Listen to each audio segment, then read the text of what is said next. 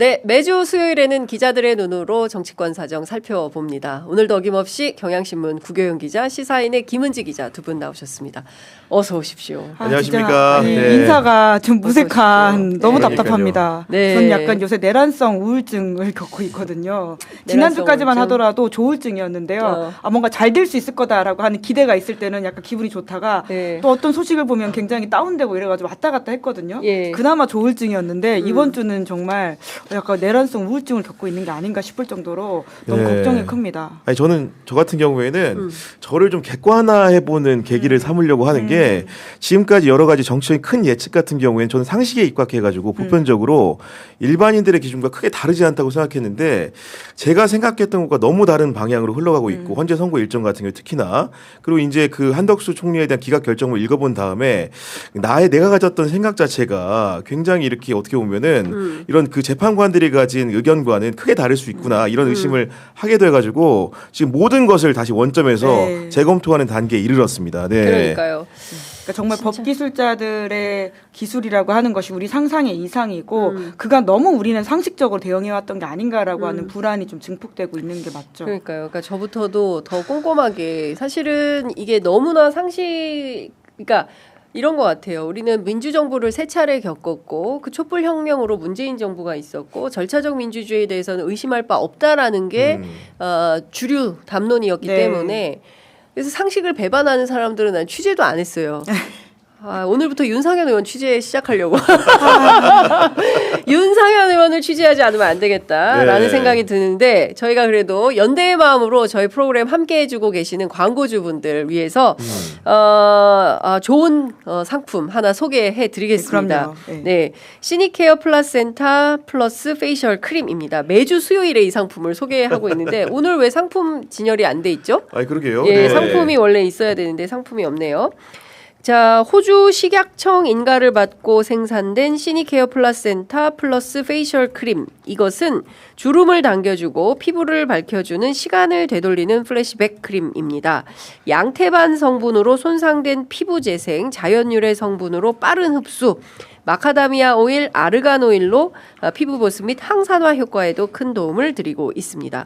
주름 개선, 미백 효과를 식약청으로부터 인증받은 기능성 크림인데요. 하루 24시간 촉촉함을 채워주는 플라센타 플러스 페이셜 크림으로 어제와 달라진 오늘의 피부를 경험해 보시기를 추천드립니다. 네이버 스마트 스토어 누적 판매량 10만 개를 넘은 상품인데요. 영문으로만 검색이 가능한 상품입니다.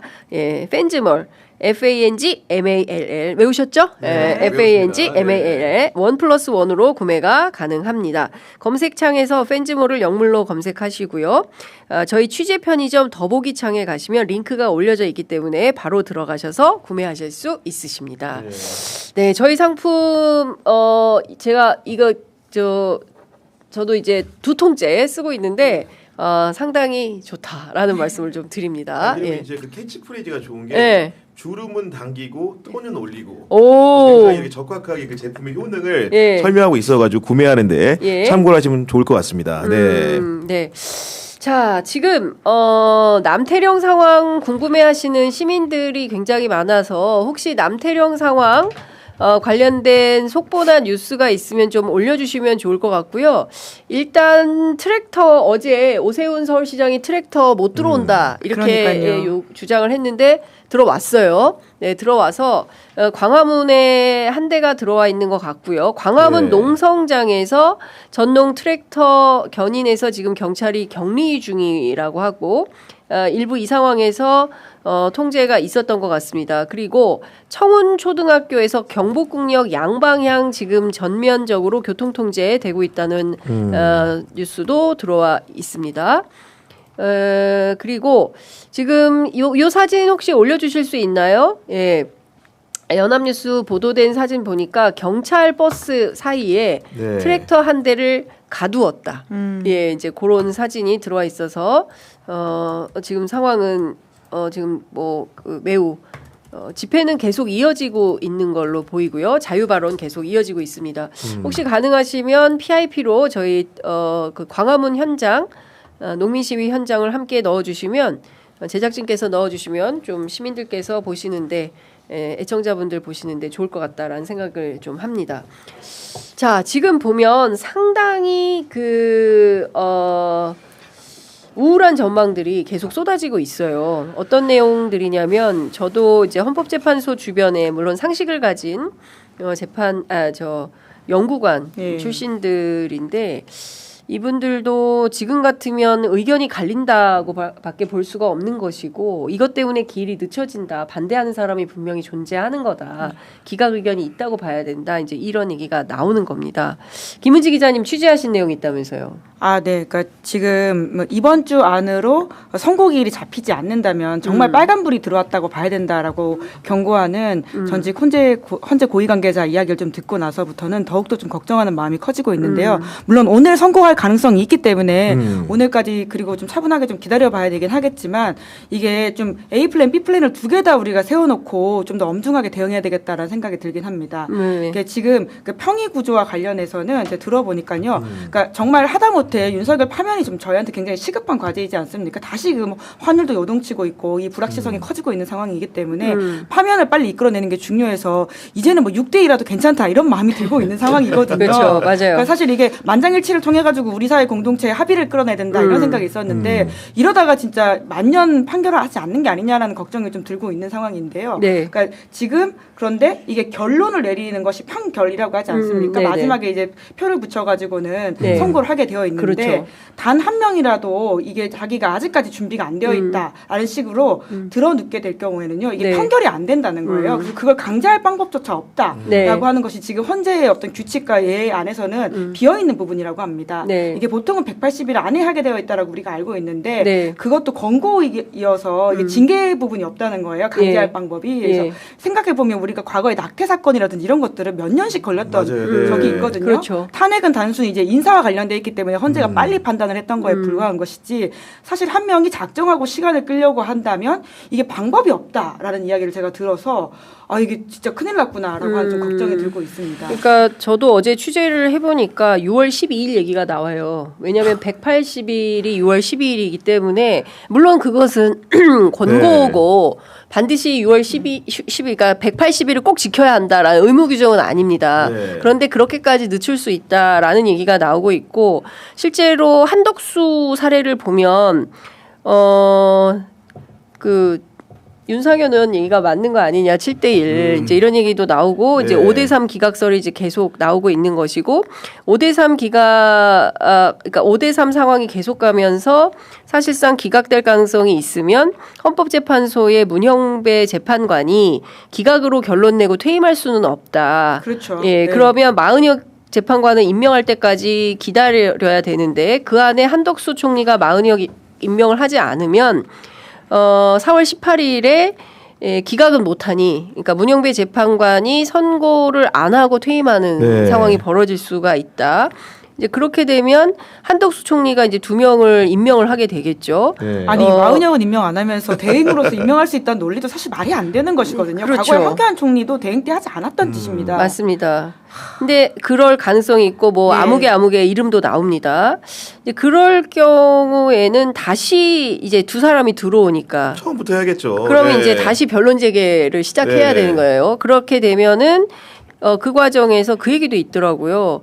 6월 초쯤에 이렇게 되면 복귀 결정이 나올 수도 있다. 그러니까 정말 최악의 시나리오이긴 하지만 우리가 이것까지도 생각해야 될 시점에 왔다라는 맞습니다. 것이죠. 아니 계속해서 불안한 이유는 전반적인 흐름 자체가 좋지 않기 때문인 것이고 기본적으로 우리가 믿고 굳건하게 신뢰했던 헌재의 결정이라는 것이 특정 전파의 이해관계에 휘둘리고 있다라는 판단을 하기 때문에 그런 겁니다. 첫 번째로는 마은혁 재판관에 대해서 권한쟁의 심판을 통해서 불임명 결정을 했음에도 불구하고 임명하지 않은 한덕수의 과실에 대해서 기각 결정을 압도적으로 내려준 점 이런 부분들이 결국 국민의힘의 기호에 맞게 헌재가 판단하는 게 아닌가라는 의심을 하게 되는 것이고 헌재 선고 일정도 그렇습니다. 누가 보더라도 선입 선출 원칙에 따라서 윤석열 탄핵안이 한덕수 탄핵안보다 먼저 들어왔기 때문에 먼저 선고하는 게 맞아 보이는데 국민의힘의 요구대로 한덕수 먼저 선고하고 그다음 윤석열 이후에 선고하는 그 방향으로 흐르고 있는 점들이 굉장히 불안한 것이고 그리고 국민의힘 그 의원들 특히나 이제 친윤 그룹들을 중심으로 해가지고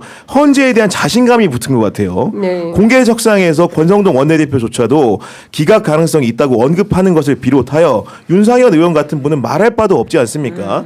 마치 이 사건이 5대3으로 끝날 것이라는 네. 불길한 예측을 하고 있고 심지어는 얼마나 자신감이 붙었는지 4월 11일 날 선고할 것이다. 선고 일자까지 이제 예측을 하는 과감함에 이른 부분들이 굉장히 불안한 측면이 아닌가 싶습니다. 네, 그러니까 지금 돌아가는 상황을 종합해 보면 예. 뭐 김성훈이 네 영장이, 근데 이것은 그러니까 상식을 배반하는 행위예요. 예? 그렇지 않습니까?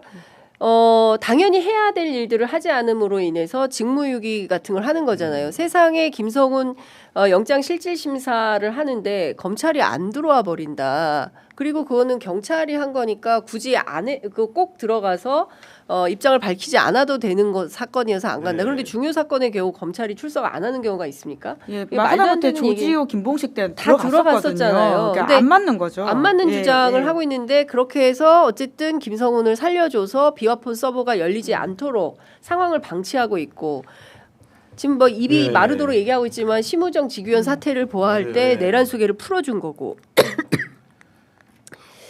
그리고 한덕수가 복귀하고 예. 아니 사실은 오얏나무 아래서 가끔 고쳐매지 말라고 했다고. 사실 김성훈 영장 부분의 경우에는 본인들이 세 차례나 영장을 반려했고 심지어 영장 실질에 관련된 심의위원회가 고검에서 개최가 돼서 네. 그런 권고를 받아서 심사에 임하는 거라면은 그런 오해를 털어버리기 위해서라도 그럼요. 검사가 네. 형식상 입회하는 게 맞아 보이는데 네. 그런 결정을 하지 않은 부분이 이해가 안 되는 것이고 더군다나 지금 비화폰을 둘러싼 여러 가지 의혹 중에서 사실은 여러 기관들 특히 검찰을 상대로 한 의혹도 있지 않습니까? 그런 부분들을 국민들에게 오해를 털어내기 위해서라도 김성훈에 대한 강제 수사는 불가피해 보이거든요. 네. 근데 그런 결정들을 자꾸 이제 미루고 회피하는 것들이 진짜로 어떤 배경이 있는 게 아닌가라는 의심을 하게 되고 결국 그것이 윤석열 복귀 쉽게 해서 구속 취소 이후에 복귀 시나리오까지 촘촘하게 이어지는 하나의 조연 역할이 아닌가라는 의심을 하게 되고 있는 겁니다. 네. 예, 그러니까 다만 이제 제가 이제 취재했던 네. 그 고위 관계자 전직 이야기에서 이제 제가 계속 부정적인 전망들을 주로 이제 아무래도 걱정이 되다 보니까 그걸 예. 먼저 말씀을 드렸는데요. 네. 그럼에도 불구하고 이제 이번 주까지 기다림에 있어가지고 좀 희망적으로 볼 부분들에 대한 이야기도 하긴 했었는데요. 그러니까 그 사람의 분석은 이렇습니다. 이제 한덕수 총리의 탄핵 관련된 이야기로 네. 윤석열을 직접으로 볼 수 있는 건 하나도 없다. 왜냐하면 대통령의 지위와 대행의 지위는 너무 다르기 때문에 같이 판단할 수 있는 게 없어서 네. 이걸로 뭔가 연결해서 보기에는 좀 어려운 지점들이 있다. 이런 식으로 이야기를 하고 있고요. 네. 그리고 가장 중요하게 그날 나온 결정 본인이 보기에는 재판관 2명의 지위를 확인해줬다라고 하는 분이거든요. 지금 계속 국민의힘 쪽에서 문제 삼고 윤석열 쪽에서 문제 삼고 있는 것이 무엇이냐면 그러니까 지금 재판관 2명 조한창 그리고 정계선 2명의 지위가 네. 최상목이 임명했기 때문에 문제가 있다. 그러니까 이게 무효다 이런 식의 주장을 예. 하고 있는데 그게 아니다라고 하는 것이 확인이 됐기 때문에 그건 되게 중요한 부분이다라고 하는 것이고요. 각하 사유가 없다라는 예, 거죠. 그렇죠. 예. 그게 이제 다수가 아니게 예, 되었으니까요. 그리고는 이제 시간적으로 모든 걸 다 해소해 줬다. 이제 예. 계속 윤석열 쪽에서 트립을 잡는 것이 졸속이다라고 하는 것이었는데 한덕수까지도 해줬고 심지어는 이제 이재명까지도 해줬기 때문에 더 네. 이상 정말 억지 부릴 게 없어서 이것은 이제 이번 주까지는 분명히 좀 기다려봐야 될 부분들은 있는 것인데 근데 이번 주에도 안 되면 이건 좀 진짜 모든 게 다 해소가 됐음에도 불구하고 네. 이야기가 되는 게 하나도 없어졌기 때문에 이건 좀 이상하다라는 걱정입니다. 그러니까 지금 국민의힘이 요구하는 바대로 헌법재판소가 다 들어주었다. 일단은 한덕수 먼저 해라라고 했는데 한덕수 먼저 네, 네. 한 것이고요. 네. 그리고 또 하나 있는데 마흔역 마흔역 임명하지 말라고 했는데. 했는데 여전히 안 하고 있고요. 네. 그러니까 지금 보면은 국민의힘의 요구를 다 들어준 거예요. 아니, 과도하게 보태면 이재명 선고 이후에 하라고 됐어요. 그렇죠. 네, 그렇죠. 그러니까, 말이 안 네. 되는 맞아요. 네. 그 아무 상관이 없는데 네. 이재명 네. 선거 오늘이 있으니까 이재명 대표 네. 선거 이후에 하게 되는 겁니다. 그러니까 뭐 정치적인 문제 때문에 이재명 대표 선거 전에 할 거다라고 했는데 눈치 보지 않았어요. 이재명 대표 선거 보고 나서 결정하겠다라는 네. 태도로 보입니다. 이렇게 되면 국민의힘 요구는 다 들어주었는데 그 소위 얘기해서 민주당의 요구는 뭘 들어준 거죠? 그 합리적인 시민들의 이야기에 있어가지고는 네, 민주당의 요구도 아닙니다. 아니, 사실은 네. 시민들의 요구죠. 가장 큰 문제 같은 경우는 마흔역 후보자의 불임명 문제는 헌재 스스로 그러니까요. 전원일치된 의견으로 권한제기 심판을 한 바 네. 마흔역을 임명해야 된다고 했는데 지금 임명하지 않은 공직자를 상대로 말 그대로 탄핵이 부적절하다고 판단한 것은 자기 부정의 다름 아니라는 생각이 드는 것이고 네. 아까 김은지 기자가 이제 그래도 전직 이제 고위 관계자 희망가를 얘기했으니까 네. 저도 좀 보태면은 네. 그럼에도 불구하고 예를 들면 기각이나 각하에 이르는 파국적 결론은 내리지 못할 것이다. 왜냐?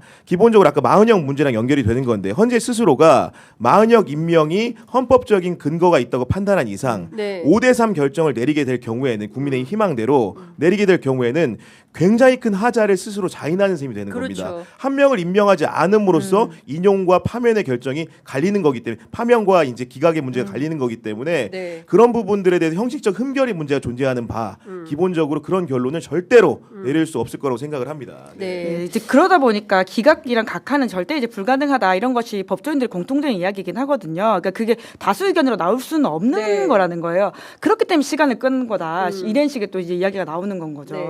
근데 이런 거예요. 그러니까 초장에 이제 내란 죄냐, 내란 행위냐, 이제 이걸 가지고 다투지 않았습니까? 근데 관련해서 당시에 정영식 주심 재판관이 그 내란죄를 빼겠다는 거죠. 그 네. 내란 행위로 정리를 하면 되겠습니까?라고 해서 그렇게 해주시면 된다 해서 내란 행위로 정리를 한 거예요. 근데 이 내란 행위 자체가 유무죄를 가리는 것은 형사 재판에서 하는 것이고 여기에서는 이 내란 행위 자체가 파면에 이를 정도로 심각했냐 안 했냐 관련된 내용을 보는 것인데 네. 그 내용을 보면 심각했잖아요.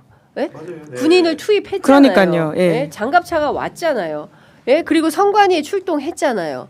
그러니까 이런 것들이 다 확인된 사실.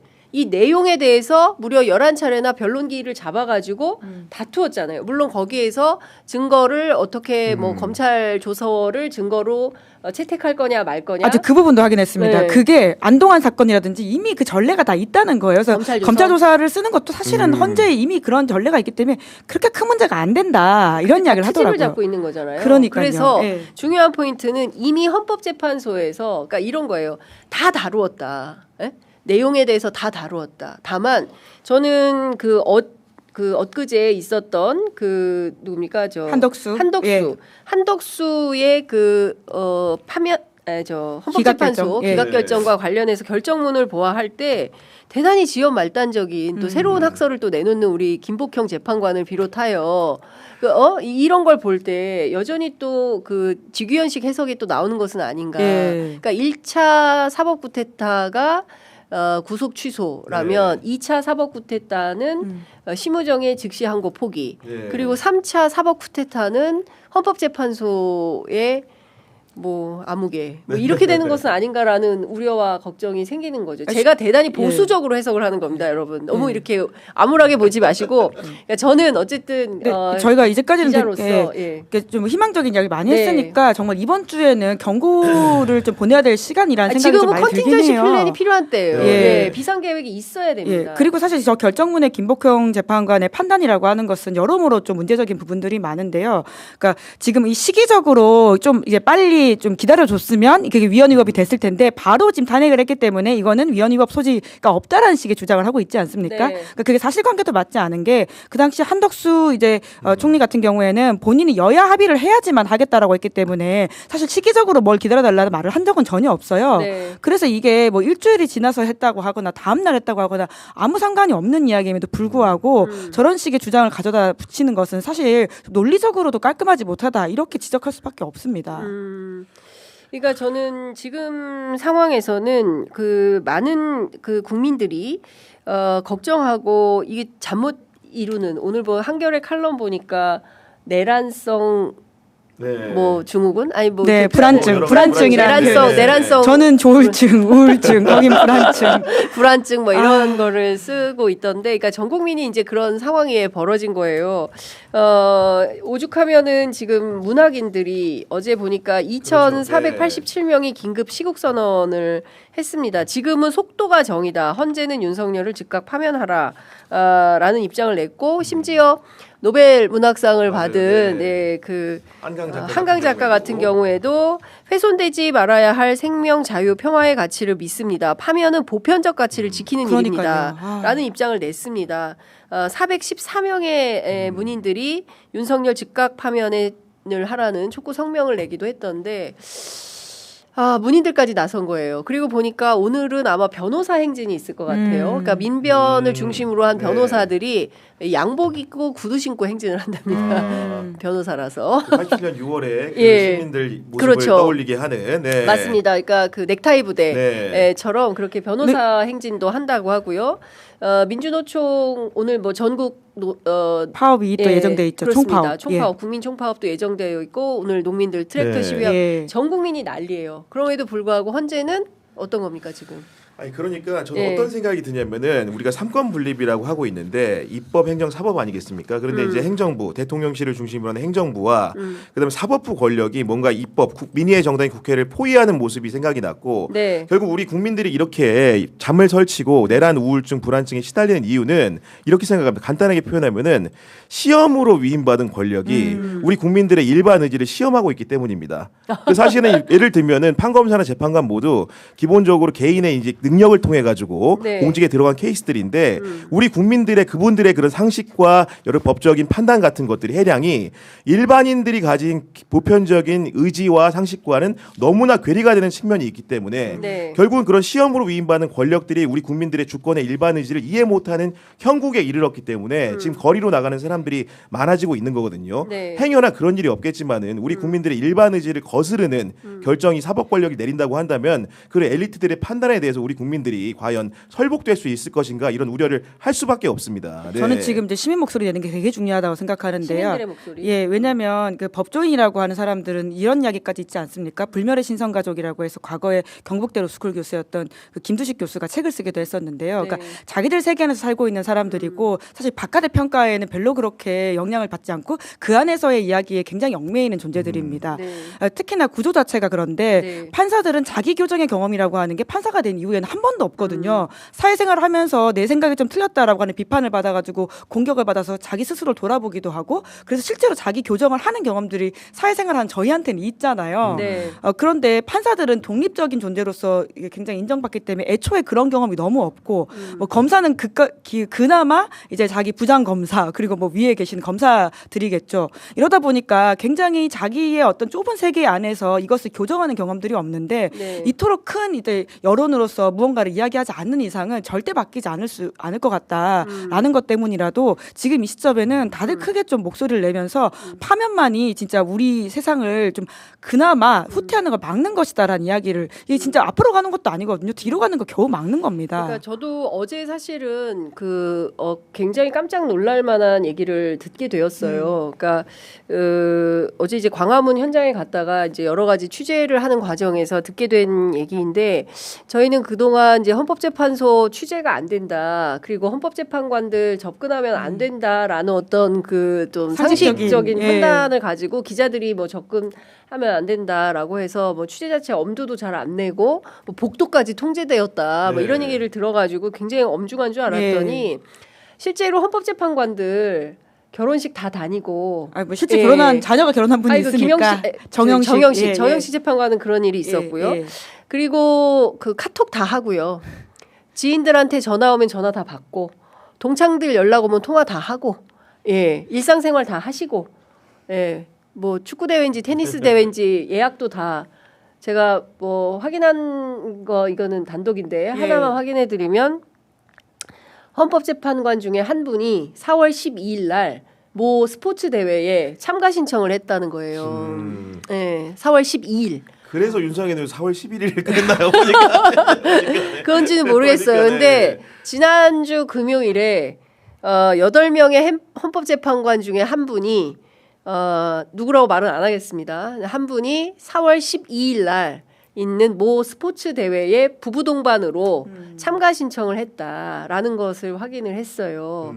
그래서 4월 11일인가?는 모르겠지만 그게 있고 중요한 것은 우리는 매우 엄격한 잣대로 왜냐하면 이 8분의 헌법재판관의 어깨 위에 대한민국의 미래가 대한민국 민주공화국이 이 민주공화정이 살아서 갈 건지 아니면 퇴행해서 독재 국가의 길로 갈 건지 해외 유럽 스웨덴에서 마저도 걱정하고 있는 이 사태를 8명의 어깨 위에 있기 때문에 엄중한 자세로 취재마저도 조심하고 자중하면서 있죠, 저희는. 예. 적극적으로 접근도 안 하고 있었는데 이 사람들은 스포츠 일정 잡고 전화 통화 다 하고 친구들한테 연락 오면 소통하고 다 한다는 거예요. 그러면 이 사람들은 일상생활을 하고 있는 거예요. 그럼 대한민국 여론 지도가 어떻게 흘러가는지 우리들이 늘 알았던 것처럼 아침 뉴스 다 보고 신문 다 보고 예? 이런 걸 하고 있다는 거예요. 그런데도 이 결정을 미룬다? 뭐냐는 거예요. 뭡니까 이게? 이게 말이 되냐는 거예요. 재판관들 사이에서 민도 차이도 있을 것 같은 게 예를 들면 문영배 이제 재판관 헌재소장 대행 같은 경우에는 그 예전 고교 동창 사이트에서 본인이 올린 글도 아니고 남이 올린 글 가지고 가짜뉴스입니다, 마치 진짜. 이제 음란물을 방조했다는 식의 그러니까. 얘기를 가지고 극우 지지자들이 윤석열 지지자들이 모여가지고 집 앞에 와가지고 입주민들까지 괴롭힐 법한 시위를 한 거 아니겠습니까? 네. 그런 위협을 받는 사람도 있는 것이고 정계선 재판관 같은 경우에는 한덕수 총리 탄핵 결정문에서 인용 의견 소신을 밝혔다고 해가지고 벌써 집 주소를 털겠다는 의견이 나오고 어떻게 괴롭힐지를 고민하는 방책들이 하나둘 등장하지 않습니까? 네. 그 안에서도 그런 격차가 벌어지는 겁니다. 예를 들어서 자신의 소신 있게 마음껏 펼친 재판관을 상대로는 굉장히 위협을 가하는 테러 세력이 존재하는 것이고 네. 나머지는 불존재하기 때문에 그런 부분으로는 격차 이런 것들에 대해서 너무 둔감한 게 아닌가 생각도 하게 됩니다. 이 동료법 간의 상황에 대해서 전혀 이 무심한 듯 보이는 그러니까 만약에 법관이 있다면 이 선고 즉 고의 지연에 정말 의도가 있어서 이걸 끌고 있는 거라면 그러니까 정말 헌법 수호는커녕 바로 옆에 있는 사람에 대한 존중도 없는 것이라고 봐야 될 것 같은데요. 심지어 이 문제에 있어가지고는 또 검찰 이야기를 안 할 수가 없는데 그 이미 보도가 나오지 않았습니까? 문영배 재판관과 관련해 가지고는 살해 협박을 했던 극우 그러니까요. 유튜버가 있었는데 경찰이 체포했는데 예. 결국 영장과 관련해서는 검찰이 이걸 또 돌려보냈다라고 하는 것이잖아요. 네. 그래서 결국 풀어주고 또 다시 나가가지고는 그건을 이제 퍼붓고 있다라고 하는 것인데 도통 지금 우리가 어떤 세상을 살고 있는 것인지 네. 그러니까 심지어 요새 어떤 생각까지 드냐면 요새 이제 국제 정치도 굉장히 트럼프의 어떤 만행 때문에 아주 이 짧은 우리가 평화 시기를 겪고 사실은 이 혼란의 시대가 기본값이었던 게 아니냐라는 네. 이야기 정글의 기한이란 말까지 나오고 있지 않습니까?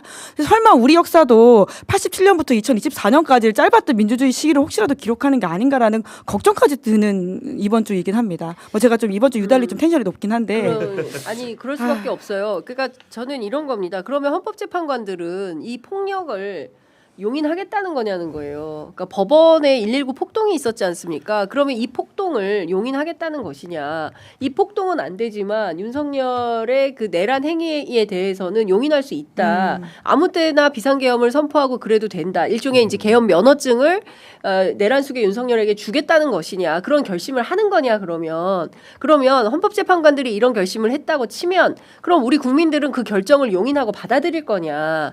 네. 대한민국 국민들이 폭력을 용인할 거냐는 거예요. 우리는 군사독재를 겪었고 정말 많은 사람들이 죽었습니다. 민주주의를 지키기 위해서 박종철 열사, 이한열 열사 우리 다 기억하고 있지 않습니까? 이분들의 피로 우리 민주주의를 지켜온 이 역사를 이 헌법재판관 8명이 뒤틀었을 때 이걸 그냥 우리 국민들이 그렇게 합시다. 이제 앞으로 우리는 독재국가로 갑시다. 이렇게 할 수 있겠냐는 거예요. 그러니까 저는 대한민국의 집단 지성이 여기서 멈출 수는 없다라는 생각을 하는 것이고 이거를 계속 미루는 것은 이건 정의가 아니죠. 지연된 정의는 정의가 아니다. 그리고 제가 한 가지 생각을 해보는 것은 이제 우리가 흔히들 얘기하는 미란다의 원칙이라는 게 있지 않습니까? 예를 들어서 형사 피의자한테 예를 들면은 뭐 진술을 거부할 권리라든가 변호인의 조력을 받을 권리에 대해 고지하는 것을 의무화하는 제도를 네. 미란다의 원칙이라고 하는데 사실 미란다라는 사람이 형사 피의자입니다. 범법자인데 이제 그 사람 앞에서도 법이라는 것은 절차를 잘 지켜야 한다 이런 건데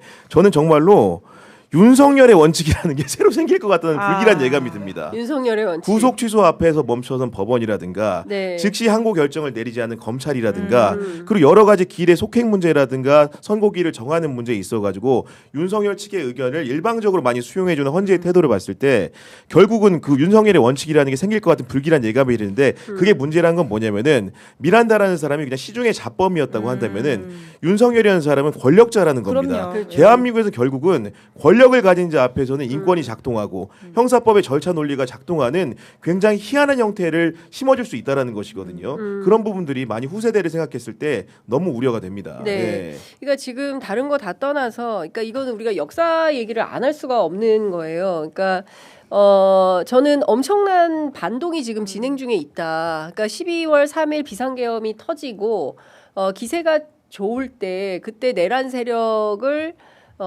일망타진했어야 된다. 그러니까요. 예. 예, 그러니까 마약 사범 잡듯이 그죠? 조폭 때려 잡듯이 일망타진을 했었어야 됐는데 그렇지 못한 가운데 이제 100일이 넘어가고 있으니까 그 사람들한테 증거인멸의 시간과 다시 반동할 수 있는 네. 기회가 생긴 거 아닌가. 그렇기 때문에 김성훈도 그렇죠. 네. 윤석열도 심지어 윤석열까지 돌아온 거예요. 그러면 윤석열이 구속 취소됐을 때 그 순간 그리고 그 전에 최상목이 마은혁 재판관 임명 안 한 것이 헌법재판소의 결정으로 위원이라고 했을 때 그 즉시 최상목을 임명했어요. 아니 탄핵했어야 탄핵했어야 되는데. 되고 예, 예. 이런 거를 다 실기한 거예요. 실기한 상황에서 그러면 지금 우리는 어떻게 할 거냐. 계속 이렇게 하시면 안 됩니다. 8대 0으로 될 거예요. 이게 맞냐라는 겁니다. 그러니까 지금이라도 보다 공세적이고 적극적인 국민들의 목소리, 시민의 목소리, 시민의 힘을 보여주어서 이 사람들이 엉뚱한 결정을 하지 못하도록 민의가 발현되어야 하는 것은 제가 뭐 선동하는 게 아니라 선동한다고 오해하시면 안 되고요. 그렇지 않습니까? 그러니까 대한민국의 중요한 고비마다 역사의 고비마다 우리 국민들은 광장에서 현명한 판단을 하고 민주주의의 등불을 밝혔어요. 그게 87년 유월항쟁이고 4.19 혁명이고 지난 박근혜 때 촛불혁명이고 지금 있는 빛의 혁명, 응원복 민주주의 이렇게 되는 거 아니겠습니까? 네. 이제 이 길 위에 있는 거예요. 네. 근데 이 반동을 저는 너무 불안한 게 권성동 원내대표가 승복을 얘기하지 않았습니까? 먼저. 그리고 어제 기각 가능성을 언급하고 그렇습니다. 네. 어제 한덕수 총리도 무슨 얘기를 했냐면 헌재의 결정이 어떤 결과로 귀결이 되더라도 존중되어야 한다. 헌재의 결정은 민주적 절차를 거쳐서 내려진 법률적 판단이다. 분열과 대립을 넘어서 하나로 통합되는 출발점이 되어야 한다라는 입장을 밝혔습니다. 근데 이제 제가 들은 바로는 만약에 내리더라도. 5대 3이라고 하는 정말 만에 하나 이제 그 기각각하가 하나의 이렇게 의견으로 뭉쳐가지고는 이제 윤석열이 돌아올 수 있는 결정이 날 가능성이 있다고 한다면 그 오해 재판관들이 이제 이것을 오히려 좀 용인하지 못할 것이다라는 취지의 이야기를 하고 있어가지고 네. 그렇게 되지는 않는다. 오히려 이제 이게 장기화된다라는 네. 것이죠. 그리고 이제 저는 이제 뭐 5와 3의 구분이라는 것들이 이제 과거의 결정을 가지고 하는 건데 그런 부분들 다 빼고 8명의 재판관 모두 오랫동안 재판 실무 경험이 있는 판사들이 대부분이거든요. 네. 그렇기 때문에 어떻게 생각을 하냐면은 간단합니다. 피청구인 윤석열이 직무복귀를 했을 때 어떤 풍경이 벌어지는지를 그냥 법원 판사의 심정에서 법대에 서 있는 판사의 관점에서 해석을 해보면 되는데 네. 피고인이기 때문에 열린 재판을 피할 길은 없습니다. 현직 대통령이라고 할지라도 그런 상황에서 지금 다음 달 14일에 첫 번째 공판 기일이 열리기로 돼 있죠. 근데 그날 그 기일에 증인으로 누가 채택이 돼 있냐? 최상목 부총리, 그렇죠. 예. 조태열 외교부 장관이 돼 있습니다. 자, 맞습니다. 그러면 이 두 분을 윤석열이 복귀해서 바로 경질하고 자르지 않는 이상 국무회의 같이 하는 국무위원들이 검찰 측 증인으로 나와서 대통령이 실상 국무회의답지 않은 회의를 열어서 계엄을 선포했다는 얘기를 합니다. 그런 나라 과연 전 세계적으로 국내적으로 인정할 수 있습니까? 기본적으로 재판 판관의 입장에서 윤석열 피고인의 형사 재판을 생각하면 직무 복귀시키는 시나리오 자체가 상상이 되지 않는 겁니다. 그렇습니다. 이게. 네. 아니 그리고 다 떠나서 형사 재판이 4월 14일부터 시작이잖아요. 예. 그러면은 이재명 대표도 일주일에 3번씩 재판받기 때문에 대표 그만둬라 막 이런 얘기 했잖아요. 대통령이 4월 14일부터 현직 대통령이 일주일에 몇 번씩 형사 재판을 받아야 되는 거예요. 내란죄이기 때문에 이거는 불소추 특권도 없습니다. 그러니까 현직 대통령이 내란죄로 수사받으면서 국정 운영을 한다. 내란 수괴가 다시 대통령이 돼가지고 이 말이 됩니까? 아니 그리고 예를 들면 이거를 전 세계 국제사회에서 어떻게 보겠습니까? 트럼프하고 한미 정상으로 회담을 한다고 치고 우리가 이제 네. 외신 기자라고 생각을 해봐요. 네. 미국 기자입니다. 워싱턴 포스트의 구교영 기자야. 네. 윤석열 대통령이 미국에 왔어. 네. 그러면 그 사람에 대한 인물 평가를 하나 쓸 겁니다. 박스 기사를 네. 뭐라고 쓰겠습니까? 내란 수괴로 현재 재판 중인 중이다. 얼마나 윤석열 창피합니까 이게 대통령이 지금. 네. 지금 미국에 방문해서 백악관에서 트럼프하고 회담을 하고 있다. 이렇게 되는 거죠. 내가 보기에 리드에 들어가 리드에. 예? 그러니까요. 내란 수괴로 네. 재판 중인 윤석열. 이렇게 됩니다. 그러니까 4월 14일 전에는 무조건 끝내야 된다. 아 진짜 저희 참 데드라인 많이 늘었습니다. 원래는 3월 13일이었었는데 3월 14일이었는데 이제는 한 달을 벌어줬는데 진짜 진짜 근데 저는 진짜 대한민국 국민들이 정말 대단하신 게 이 인내. 우리가 역시 마늘과 쑥을 먹은 단군의 자식들이어서 그런지 야, 이 인내심, 예. 인내심 하나는 진짜 네. 세계 최고인 것 같다. 이거 견뎌내지 않습니까? 근데 제가- 무서운 거는 그 인내심이 참다가 한 번에 폭발하면 더 무섭습니다. 이게. 그렇죠. 네. 예, 대한민국 주의해야 됩니다. 헌재가 그렇습니다. 그걸 알아야죠. 네. 그러니까 헌재가 사실 그걸 알아야 법조인들이 그런 이야기 많이 하더라고. 만약에 이게 진짜 윤 대통령이 복귀한다라고 하는 결과가 나올 경우에는 시민들이 헌재 없애라는 이야기를 할 이미 것이라는 하고 것을 있어요. 예. 댓글창에 헌재 없애라 엄청 나오고 있습니다. 아직 뭐 결과가 안 나오긴 했지만요. 그렇습니다. 결과를 보고 이제 예. 그럴 경우에는 그런다라는 거를 법조인들도 너무 잘 알고 있다. 그래서 그거 감당할 수 있느냐라는 식의 이야기를 많이들 하던데요. 근데 네. 진짜 우리가 그래서 충분히 지금까지는 상식의 세계에서 이야기를 했는데 정말 좀 뭔가 깔끔하지 않은 논리를 무리하게 펼치는 사람들이 드러나고 있는 모습을 보면서 이 그림자가 좀 심상치 않다 이런 생각을 하게 되는 것이죠.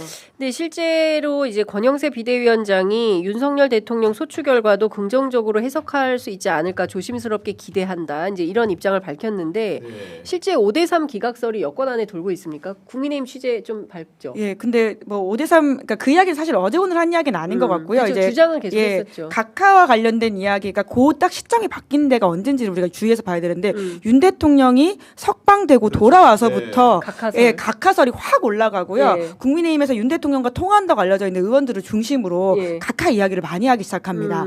그런 것들이 결국은 그 논리 핵심은 윤석열 쪽에서 나온 게 아니냐 이렇게 좀 의심할 수밖에 없는 것 같고요. 네. 그리고 그 이야기는 사실은 여권만이 아니라 윤 대통령을 겪어봤던 과거에 검찰총장 윤석열을 징계해봤던 경험이 있는 분들도 이야기를 참 많이 하던데요.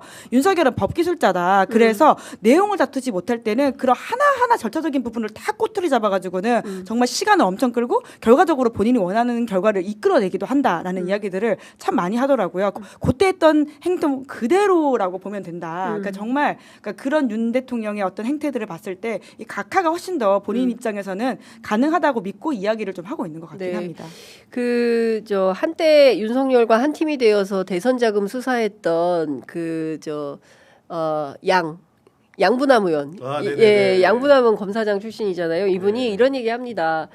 윤석열 굉장히 집요한 사람이다. 그래서 끝날 때까지 끝나지 않는다. 그러니까요. 끝까지 이거를 늦추지 말고, 긴장을 늦추지 말고, 지켜봐야 된다라는 얘기를 하는데요. 어제 김민석 의원이 페이스북에 윤희 동시재고론을 흘려온 모 언론의 시나리오가 윤석열 파면 지연과 이재명 사법살인으로 펼쳐지는 것이 아닌지 몹시 꺼림직합니다. 그러면서 보이지 않는 손이 작동하는 게 아닌지 우려된다라는 글을 올렸는데요. 윤희 동시제거론 이건 뭐 어떻게 하자는 거예요? 그러니까 그게 이제 조선일보에 나왔던 칼럼을 이제 예를 들어서 이야기했던 것으로 보이는데요. 네. 그러니까 지금 보수가 보기에도 윤석열 파면은 피하기 어려운 현실이라고 하는 것이죠. 그럼 그럴 바에는 윤석열 파면시킬 때 이재명도 같이 물러나야 된다라는 식의 논리를 계속 사실 두 개는 아무 연관이 없음에도 불구하고 그렇게 이야기를 주장을 하면서 네. 그러니까 지금 이재명 대표한테 걸려 있는 사실 오늘 나오는 2심 공직선거법만이 아니라 여러 가지 재판건들이 걸려 있거든요. 네. 이런 것들을 통해서 아예 이제 피선거권이 날아갈 수 있는 상황들을 이제 염두에 두고 이야기해야 된다라는 식의 논리적 비약인 것이죠.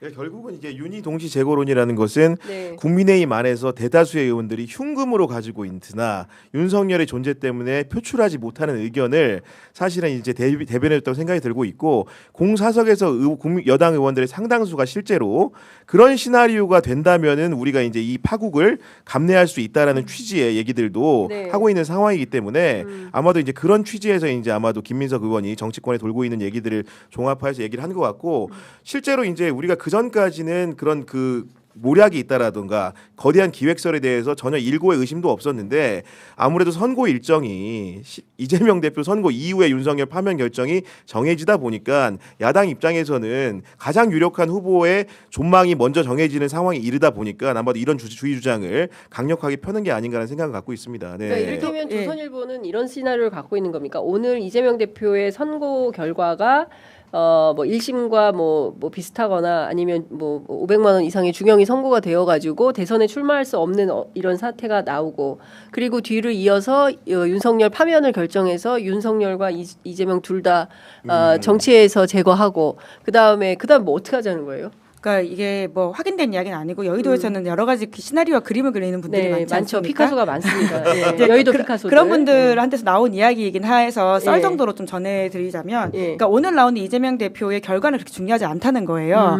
무죄가 나오든 유죄가 나오든 대법원 선고가 결국 기다리고 있고 네. 대법원 선고에 따라 가지고는 결과적으로는 선거가 한참 진행 중일 때 후보가 날아갈 수 있는 가능성에 대한 두려움들을 계속 올리고 있다라고 하는 그러니까 것이죠. 대법원 결정이 나와가지고 예. 그러니까 공직 정말 후보 선거 출마 자체가 불가한 상황이 네. 될 거다. 그러니까 그 출마가 불가능한 게 아니라요. 네. 선거하는 그러니까 운동 경기를 뛰는 중에 선수가 날아가는 상황이 되어버려서 판정패해버리는 상황에 대한 시나리오까지도 그리고 있다라고 하는 것이죠. 예. 그게 딱 판정패. 예. 세종시에서 예. 김종민 의원이 맞아요. 예. 가져가게 그랬죠. 된 상황이거든요. 그렇죠. 그러니까 후보가 날아감으로써 해당 공당에서는 후보를 더 이상 낼 수 없는 시간까지 가버리게 되었고 네. 그럴 때 그러면 선거에서 다들 패닉이 되고 예. 이렇게 아예 이제 한쪽에서는 뭐 손을 이게 닦지도 않고 그냥 가져가 버리는 그러니까 이런 그림까지도 그 예측해 볼 수 있다라고 하는 불안감들이 올라가고 그러니까 있는 왜냐면은 겁니다. 이게 전례가 이제 이런 시도들이 없었던 건 아닌 게 2007년도 대선 있지 않습니까? 네. 이명박 정동영 대결이었는데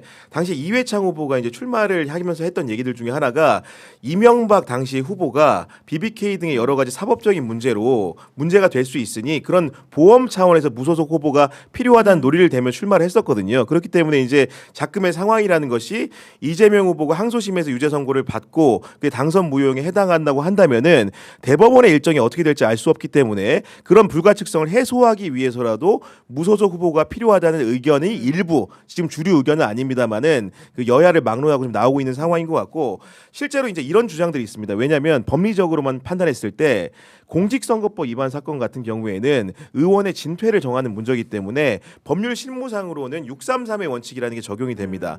1심은 6개월 안에 종결을 하기를 권고하고 2심은 3개월 안에 오늘 이제 3월 26일 날 종결이 된다고 치면은 나머지 3심의 법리 판단이라는 것도 3개월 이내에 선고를 내기를 권고하고 있는 거거든요. 그러면 산수를 해보면 3월 26일 날 항소심 선고가 났기 때문에 6월 26일 안에는 선고하는 게 대법원의 권고입니다. 그런 권고를 하는 것이고 거기에다가 어떤 분석을 하고 있느냐. 과거의 유사한 사건에서 대법원 판결이 얼마큼 걸렸는지를 보니까 73일 정도가 평균치라는 거예요. 그러면 대충 산수를 해보면 2달하고 10일이에요. 그러면 묘하게도 4월 초에 선고가 난다고 했을 때 실제로 정확한 60일 후의 대선이라고 한다면은 이재명의 그런 쉽게 얘기해서 피선거권 여부를 정확히 대법원이 운명을 주는 순간이 오게 되는 겁니다. 그러니까 그런 상황적 맥락에서 윤석열이 날아간 좋아 국민의 의원들도 이재명까지 이렇게 곤궁에 처하게 되면 우리가 남은 캠페인은 간단합니다. 대법원에서 빠르게 선고해달라, 범법자를 판결해달라 이런 식의 캐치프레이즈를 가지고 선거를 칠 수 있기 때문에 그나마 내란 탄핵 국면에서 여당 후보가 신승할 수 있는 기회적 요인이 될 수 있다 이런 판단을 하고 있는 겁니다. 네.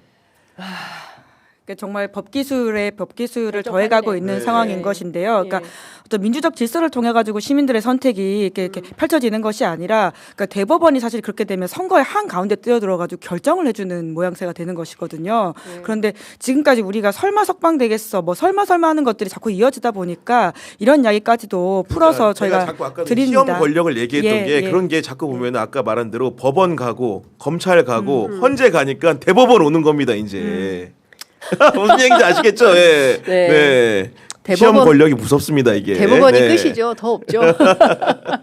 그러니까 지금 웃으면서 할 이야기는 아닌 것 같다라는 생각마저 듭니다. 그러니까 대한민국 국민들이 민주적 의사 결정으로 선거를 통해서 결정을 해야 되는데 중간에서 대법원이 결정을 내려서 그 상황 자체를 제거해 버린다고 했을 때 이 성난 민심이 어디로 가겠습니까? 그럼 대법원으로 또 가는 거예요. 그러니까 예전에 세월호 유가족들이 KBS로 어디로 이렇게 다니면서 끊임없는 그 농성을 할 수밖에 없었던 상황처럼 지금 이 상황을 내란 수계 편에 서서 끊임없이 이를테면은 이게 이런 거죠. 사고는 윤이 쳤지만 수습은 조직이 한다라는 식으로 사법 카르텔이 작동을 하고 있는 것이라면 이것처럼 끔찍한 그 반민주적인 행태가 없는 것이죠. 이것은 흡사 반민특위를 망쳐놨던 친일 세력하고 뭐가 다르냐라는 비유적 비교도 가능한 거 아닌가라는 생각이 좀 드는 겁니다. 그러니까 지금 상황이 이렇게 흘러가고 있다면 자 그러면 우리 국민들은 무엇을 어떻게 할 것인가라는 고민이 드는데 좀 황당한 주장이 나왔어요. 이현주 최고위원이 느닷없이 국회의원 총사퇴로 헌법재판소를 압박하자 이런 주장을 내놨고 관련해서 김용민 원내수석 부대표는 파면 선고가 되면 조기 대선이 치러지게 되는데 그럴 때 국회도 책임을 같이 묻는 차원에서 총대선을 같이 치르는 것은 가능할 수 있다. 이제 이런 얘기를 했습니다. 그런데 관련해서 다른 의원들은 말도 안 되는 박선원 의원 같은 경우 지금 시국이 이런데 무슨 말도 안 되는 소리냐. 저도 취재를 해보니까 네. 이거는 그냥 개인 의견에 불과하고 이런 얘기를 지금 왜 했는지 모르겠다. 이현주 의원 이런 비판은 네. 나옵니다. 어떤 내용? 저는 개인적으로 근데 동기 자체는 반로 자체는 어떤 의미인지는 알 것 같은 게 기본적으로 사법부의 현 주소를 보면은 기본적으로 이제 여권 중심의 의도대로 흘러가는 측면이 너무 많다 보니까 사법부의 경종을 울리기 위한 차원에서 결국은 민의가 어떤 것인지 명확하게 보여줄 필요가 있다. 그게 이제 예를 들면 갤럽 여론조사라든가 전국지표 여론조사라도 설복이 안 되니까 차라리 우리가 총사퇴를 하고 정말로 민의의 전당인 국회를 재구성하는 방식으로 주권자의 의지가 무엇인지 확인해 보자. 선의로 해석하자면 그런 의도는 있을 것 같은데 다만 이 주장이 위험천만한 이유는 아직 이제 국회가 탄핵한 여러 가지 사건들에는 종결이 지어지지 않았기 때문에 네. 지금 국면에서 뭐 탄핵 결과가 나오기도 전부터 국회의원이 총사퇴하자는 견해를 밝히는 것은 오히려 저쪽에 이제 노림수에 어떻게 보면 박제되는 그런 악효과가 있기 때문에 의원들이 우려를 한 것 같고요. 저는 다만 이게 주권자의 의지를 확인해 보자는 차원에서는 뭐 이해가 되는 측면도 없지는 않습니다. 개인적으로는. 네. 자, 지금 오디오가 끊겼다가 이어졌다 반복하고 있다고 하는데요. 그 제작진께서는 오디오 체크 한번 다시 부탁드리고 청취의 불편함을 드려서 시청자 여러분들께 다시 한번 사죄의 말씀을 좀 드리겠습니다. 자, 지금 관련해서 광화문에 진입한 그 전농 트랙터 관련된 속보가 있어서 조금 전해드리겠습니다. 경찰에서 견인 시도를 하고 있어서 충돌이 있고요. 서울경찰청은 새벽에 서울 도심으로 진입한 화물차와 트랙터 한 대를 견인 조치했고 이 과정에서 경찰을 폭행한 한 명을 검거했다. 이렇게 얘기를 하고 있고요. 9시 30분 오전 현재 트랙터는 자하문로 길가 한쪽에 주차되어 있는 상태이고요. 경찰의 이 같은 조치에 반발하고 있는 시민들과 경찰이 현재 대치 중이라고 합니다. 남태령에서 밤새 이어졌던 전농 집회는 오늘 오전 중에 해산했고 관련 인원들이 광화문으로 집결해서 지금 집회를 계속 이어가고 있다라는 말씀 전해드립니다. 지금 22분 지나고 있고요. 자, 이것 좀 여쭤보도록 하겠습니다. 그 사실 보면 그 박근혜 국정농단 사태 때는 여론 지형이 원사이드하게 광장 민주주의 촛불혁명의 편이었어요. 그런데 진화한 극우의 집회가 계속 커지면서 전광훈에서 전한길로 그리고 그 누굽니까 세계로교회 소년보 목사에 이르기까지 이제 그 극우 집회가 계속 커지면서 실제로 최근 들어서는 선거에도 적극적으로 지원 유세를 하고 있다라는 보도가 나왔습니다. 다음 주 수요일 4월 2일에 재보궐 선거가 있는데요. 부산교육감 선거에 출마한 정승윤 후보. 국민권익위원회 부위원장 출신이죠. 어제 저희가 이게 성토를 했었 명품백 사건 관련해서 그렇습니다. 권익위 국장의 사망 사건이 있지 않았습니까? 사실 그 부분에 있어서 굉장히 큰 비판을 받으셨던 분입니다. 맞습니다. 물론 뭐 관련한 의혹들이 완벽하게 밝혀진 건 아니지만 도의적인 윤리적인 비판은 피하기 어려운 지점들이 있거든요. 근데 어떻게 교육감 선거에 나올까요? 그 교육감 선거를 두고도 늘 이렇게 언론에서 비평을 하는 게 그 정치적인 중립 관련된 문제들을 굉장히 강조하면서 정당 기호를 달고 나오는 게 아니지 않습니까? 어떻게 보면 교육을 대변하는 자리이기 때문에 정치와는 어떻게 보면 떨어져 있는 사람들이 나와야 되는데 이분은 대놓고 지금 선거 운동 자체를 정치화시켜서 하고 있습니다. 네. 일단은 본인 이름을 이제 따가지고 그 캠페인을 하고 있는데 정승윤 아닙니까? 네. 정의, 승리, 윤과 함께 이렇게 하고 있는 건데 기본적으로 윤석열에 대한 지지 의사를 만방에 밝히면서 이게 지금 사실은 뭐 국회의원 뽑는 선거도 아니고요. 교육감 선거입니다. 그렇죠. 우리 어떻게 보면은 우리 중고등학생들, 초등학생들의 교육의 미래를 결정하는 문제인데 이런 자리를 정치판화 시키면서 지금 보수 후보를 정하는 문제의 가를 가지고도 이런 부분들의 갈등의 도화선이 되고 있는 것으로 알고 있거든요. 네. 게다가 이런 주의 주장을 할 때는 정말 겁도 없다고 느끼는 게 윤석열 대통령이 탄핵 상황인데다가 심지어는 김건희 여사의 명품백 사건에 대해서는 많은 국민들이 의구심을 갖고 있는 상황입니다. 그럼에도 불구하고 정말 얼굴에 철면피도 이 정도가 유분수인데 네. 나와가지고 이렇게 하는 모습을 보니까 정말로 갑갑하기 이를 데가 없습니다. 네. 이 정승윤이라는 사람은 국민권익위원회 부위원장 시절에 국회 출석에서 그 태도부터 상당히 불경스러워서 문제 지적이 많았던 네. 사람입니다. 그러니까 교육적으로 보기에도 참 왜 이런 후보를 내세웠을까라는 생각이 좀 들기도 하는데, 여하튼 이제 정승윤 후보의 문제점과 관련해서는 앞서 이제 김은지 기자님께서 정리해 주신 대로 김건희 씨의 명품백 사건 때 이 조사 자체를 국민권익위원회 차원에서 조사를 막거나 네. 했던 행위 때문에 내부에서도 그 권익위 직원들과도 상당한 충돌이 있었던 걸로 이제 언론 보도로 상당히 많이 확인이 되었던 이런 상황입니다. 그럼에도 불구하고 극우와 연동돼 있는 거잖아요. 전환기 씨가 가서 선거 유세를 한다는 걸 보면 이 사람은 아니 그리고 노선이 이거 혹시 뭐예요? 제작진이 찾아주시면 좋은데 네. 안수기도 하는 사진이 있어요. 안수기도? 그러니까 선거 캠프에서 이제 안수기도 하는 모습이 나오는데 네. 저는 무슨 생각이 들었냐면은 누가- 교육감 선거에 이제 그 아마도 후보에 대해서 이제 당선을 기원하는 마음에서 아마도 이제 종교인들이 모여서 한 것 같은데 교육감 선거하고 과연 종교하고 어떤 함수와 관계가 있습니까? 사실은 그런 일이 있다고 하더라도 그렇게 저 하면 사진이군요, 저 안 사진. 되는 거거든요. 네. 네. 아니 교육감 선거라는데 안수기도를 왜 해요? 아니 그러니까요. 정말로 아. 도통 이해가 안 되는 생각이어가지고 네. 이런 부분들을 4.2 재보선 사실은 작은 선거라고 여길 수 있지만은 지역에서 굉장히 중요한 선거입니다. 유권자들이 명확한 팩트 체크를 통해서 네. 선거에 나설 필요가 있다고 생각을 합니다. 네. 네. 자, 이재명 대표 선거법 위반 항소심 오늘 오후 2시에 있는데 네. 기자들 사이에서는 어떤 추론들이 좀 나돌고 있습니까? 근데 사실 이제 추론이 사실 의미는 1심도 없지. 이렇게 피선거권이 날아갈 만큼의 형이 나올 거라고 상상을 못했던 바가 있거든요. 네. 이제 그래서 지금 굉장히 좀 조심스럽긴 한데 적어도 이제 이재명 대표 쪽에서는 무죄를 이제 확신한다 이런 식의 이야기를 하고 있긴 합니다. 왜냐하면 네. 재판 과정에서 검찰이 공소장을 변경하는 식의 일이 있었거든요. 이제 재판부의 지휘에 따라서 그런 일이 있다 보니까 아무래도 공소 사실과 관련해 가지고 좀 흔들리는 것들이 있어서 무죄 아니면 이제 100만 원 이하의 형이 나올 것이다라고 하는 기대와 그리고 뭐 바람을 섞어서 이야기하는 것 같긴 한데요. 2시에 보면 알 수 있을 것 같습니다. 그리고 사실은 이게 사람들이 간과하는 부분이 있는 게 만약에 100만 원 이상의 당선 무용이 확정되면은 네. 이재명 후보가 대선 후보로서 선거를 치렀기 때문에 국가에서 보조받은 434억 원을 민주당에서 납부해야 되는 문제가 있습니다. 아마도 네. 재판부에서 그런 부분에 대한 판단도 1심에서는 그런 고려가 있었는지 모르겠지만은 징역형을 선고한다거나 네. 벌금 100만 원 이상의 형을 선고하게 되면은 제일 야당에 끼치는 정치적 피해가 크기 때문에 그런 부분에 있어서도 양형의 배경이 될 수 있지 않을까라는 생각을 개인적으로는 좀 해보고 있습니다. 네. 네.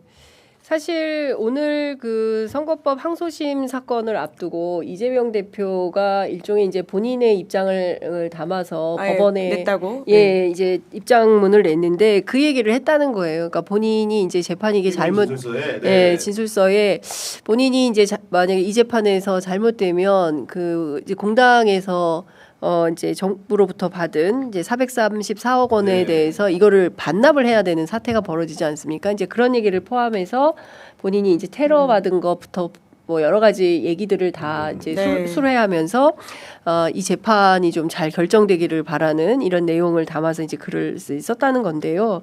뭐 이런 것들이 그 재판부의 마음을 좀 움직이겠습니까? 아니 실제로 이게 좀 헌재 그 허위사실 공표 같은 경우에는 원래도 좀 논쟁이 많았던 법안이긴 합니다. 그러니까 네. 이게 과도하게 처벌 범위가 넓고 이렇게 어떻게 이제 허위사실이라고 하는 것을 논증할 수 있느냐라는 문제들이 있거든요. 특히나 선거 기간에 저희도 많은 정치인들 인터뷰하지 않습니까? 그 해당 네. 정치인에 대한 팩트 체크라고 하는 부분들을 언론이 하고 유권자가 거기에 대한 판단을 하면 되는 부분인데 이게 검찰까지 끼어가지고는 해당 피선거권을 이제 박탈한다라고 하는 것은 단순히 이재명 대표만이 아니라 다른 모든 심지어 여권 정치인에게도 굉장히 이 선례는 나쁜 선례가 될 수 있기 때문에 그러니까 그에 대한 도덕적 비판은 충분히 할 수 있지만 이것을 형사사법적으로까지 기소해가지고는 이렇게 문제를 삼아서 앞으로의 피선거권까지 박탈하는 것은 굉장히 이재명만의 사건이라고 보기 좀 어려운 지점들이 큽니다. 그렇죠. 그리고 오늘 아침에 이제 이용우 더불어민주당 법률위원장이 이제 그 MBC 라디오 시선집중에 출연해서 밝힌 바에 따르면 이 434억 원 네. 반환 문제와 관련해서는 법률적 검토를 좀 해서 별도의 이거를 대응을 한다? 그렇죠. 별도의 네. 대응이 좀 필요한 거 아니냐 이런 얘기를 좀 하고 있습니다. 특히 그 선거법 250조 허위사실 공표죄와 관련해 가지고 선거보전 비용 반환 문제 뭐 이런 조항들에 대해서 귀책 사유가 어디로 어떻게 되는지 등등에 대한 법 문제, 법 조항의 문제점들을 좀 검토하고 있다라는 얘기도 나오고 있네요. 어찌됐든 오늘 이거를 정치적으로 또 얼마나 크게 문제를 삼아서 공방을 벌일지 그리고 이제 오늘의 이 결정 이후에 또 민주당이 어떤 대응을 할지 이제 그것도 귀추가 주목되는 상황인데 오늘 오후 5시에 비상의총이 있더라고요, 민주당이. 네. 근데 그 의총에서 어떤 결정을 할까요? 이후의 대응이 굉장히 그러니까 일종의 앞서도 제가 계속 말씀드렸지만 지금은 비상한 시기이기 때문에 네. 비상한 대응이 좀 필요한데 제1야당 이거 제일 큰 정당이고 가장 많은 최대 의석을 국회에서 보유하고 있는 민주당이 어떤 결정을 내리고 어떻게 대응할지 그것도 굉장히 중요한데 내부 논의는 좀 어떻게 되고 있는 것 같습니까? 그러니까 우선은 지금 계속 매일 걷고 있지 않습니까? 아, 3시간씩. 예, 근데 네. 이제 걷는 게 사실 처음에 걸을 때는 많은 주목을 받았지만 이게 매일 되는 것이 좀 가지고 있는 피로 누적이라고 하는 것도 있고 상대적으로 공중전이라고 하는 게 좀 덜 되는 면이 있다 보니까 거기에 대한 이야기도 좀 나올 것으로 보이고요. 그리고 진짜 지금은 그 무엇보다도 계속 걸을 거냐 말 거냐. 네. 뭐 약간의 이제 뭐 바람을 섞어서 이야기하시는 분들이 계신 것 같긴 하던데요. 아, 좀 이제 그만- 빨라진다 그러는데 도착 시간이. 그만 걷고 싶다. 네, 아니 네. 근데 사실 지금은 더 중요한 거는 공중전, 그러니까 여론, 그러니까 이렇게 지금 나와가지고 이야기를 하고 그것이 지금 얼마나 문제적인지에 대한 이야기들을 더 세게 하는 것이 그러니까 헌법기관 한 명 한 명 국회의원들의 역할이 저는 더 중요한 부분이 있다고 봅니다. 물론 걷는 것의 효용도 있겠지만 이제 그거는 충분히 다 했다. 그러면 더 잘 싸우고 효과적으로 싸울 수 있는 방법을 야당이 좀 고민할 시간이 사실 이미 좀 실기했다라는 생각도 드는데요. 좀 지금 많은 분들이 잘 싸우라는 이야기하지 않습니까? 그렇죠. 그러니까 싸우지 말라는 게 아니라 잘해야 되는데 이 잘이 좀 부족하다라는 지점에 있어서 민주당도 좀 통렬한 반성이 필요한 것 같습니다. 어떻게 보세요? 그리고 오늘 선거는 기본적으로 이제 대선과 연결이 되는 거기 때문에 특히나 이제 그 자당이 이제 의사를 정하지 않더라도 타의에 의해 가지고 이게 쟁점화될 수밖에 없는 사안이기 때문에 결국은 유무죄 결과에 따라서 다른 논의가 있을 거라고 생각을 하고요. 만약에 무죄 선고가 난다고 한다면은 그 말기를 결백함을 주장을 하면서 대선 후보로서의 입지를 이재명 대표가 굳히는 계기가 될 것이고 서로 막 유죄가 나오더라도 100만 원 미만이라고 한다면 같은 취지로 대선 가도에 문제가 없을 것 같습니다. 다만 1심의 판결과 같이 징역형이 선고되거나 100만 원 이상의 형이 선고될 경우에는 아무래도 이제 그 안팎에서 여러 가지 의견이 있을 수밖에 없고 네. 아마도 오늘 5시 비상의총을 소집한 이유 중에 하나는 어떤 결론이 나오든 간에 그 대표 중심으로 흔들려서는 안 된다는 결의를 아마 다지는 자리가 될 것 같은데 그 이후의 행보라는 것은 조금 더 유무죄에 따라 갈릴 수가 있어서 지켜봐야 될 것 같습니다. 네. 네, 그 제가 뭐 이 말씀을 꼭 좀 드리고 싶었는데요. 어제도 이제 우리가 그 얘기 스웨덴 민주주의 다양성 네. 연구소 얘기를 했는데 관련해서 그 문학인 2,487명 시국 선언문에도 그런 얘기를 합니다. 수십 년간 축적해온 한국 민주주의 역량이 대외적으로 의심받는 상황이고 스웨덴 국제연구기관이 내란 이후 한국을 권위주의 진영이 이끄는 독재화가 진행 중인 국가로 분류했고 올해 1월 미국이 민감 국가로 지정한 사례 이런 것들이 대한민국이 그러니까 그 헌법재판소가 기일을 늦추면서 이런 일들이 넘쳐나고 있다. 그리고 소위 국민 저항권이라는 표현으로 이제 극우의 주장이 미화되는 측면에 대한 비판도 하고 있습니다. 그리고 오늘 통계청 발표에 따르면 진보 보수 갈등이 제일 크다. 8개 갈등 요인 가운데 1위가 이제 진보 보수고 77.5%를 점유를 했는데요. 끊임없이 말씀드리지만 이것은 저는 진보 보수 갈등은 아니라고 생각합니다. 이거를 진보 그럼요. 보수 갈등이라는 프레임에 가두는 것 자체가 문제다. 상식의 복원, 헌법의 복원.